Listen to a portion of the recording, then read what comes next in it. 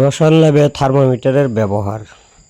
Thermometer, এই থার্মোমিটারের use কিন্তু সাধারণত তোমার রসায়নের ক্ষেত্রেও প্রচুর ইউজ হয়। পদার্থের বিভিন্ন পরীক্ষা নিরীক্ষার ক্ষেত্রে তাপ নির্ণয় করতে হয় যে তাপমাত্রা আসলে কত, সেই কারণে আমরা থার্মোমিটারটা ইউজ করি। তাছাড়া এর আর একটা কাজ আছে, যে কোনো একটা সলিউশনের নির্দিষ্ট একটা টেম্পারেচার তুমি যদি কাউন্ট করতে চাও তাহলে থার্মোমিটার দরকার আছে। কীভাবে? ধরো আমি এই পাত্রের ভিতরে পানি নিচ্ছি, পানি নিলাম, পানি নিলে আজকের যে দিনের স্বাভাবিক টেম্পারেচার, যেমন এই স্বাভাবিক টেম্পারেচার কিন্তু এখানে এখন শো করতেছে, এটাতে এখন 30 লাখ আছে। কত আছে? পারদের দাগ, এই যে লাল একটা রাউন্ড দেখতেছো না, এটা কিন্তু 30-এ আছে। তাহলে 30 ডিগ্রি সেন্টিগ্রেড এখন নর্মাল দিনের টেম্পারেচার আছে।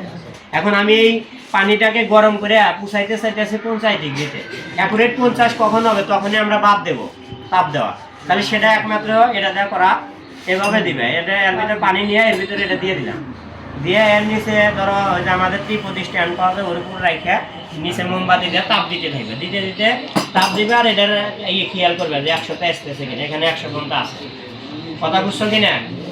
তাই এটাতে 100 পর্যন্ত আসলো কিনা এই পর্যন্ত দেখবে। যেন আমরা নর্মাল পানি যদি খালি তাপ দিই 100তে গেলে দেখবে যে পানি ফোটা শুরু করছে। কি করব? পানি ফোটা হয়ে যায় 100 ডিগ্রি সেন্টিগ্রেডে, পানি ফুটানো বাষ্প হওয়া শুরু হয়। তাহলে অ্যাকুরেট একটা নির্দিষ্ট তাপমাত্রা কাউন্ট করার জন্য আমরা এটা ইউজ করতে পারবো। যে কোনো জিনিসকে তাপ দেওয়া, যদি আমি কই যে 100তে পুষাবো 200 পুষাবো, এটা যে 100 শুধু তা না, এটা বড় পাওয়া যায়, বুঝো না? আবার কিছু আছে ডিজিটাল যন্ত্র আছে এখন বর্তমানে, কি নাম স্যার? ডিজিটাল টেম্পারেচার মিটার আছে, যেটা এর ভিতরে ওটা দিয়ে রাখলে ওটা মনিটরে শো করতে থাকবে, সর্বোচ্চ পর্যন্ত উঠবে। তাহলে এটা আমাদের বোঝা শেষ। এটার নাম কি বলছিলাম বলো? এটা তারা কি করে এখন ওইদিক ধরবে, তুমি তো ভিডিও বোঝো না। আপনি কথা বলতেছেন আর ও খালি নিচেই রাখে ফোন, আমি ফোনও করে তোলে না কেন।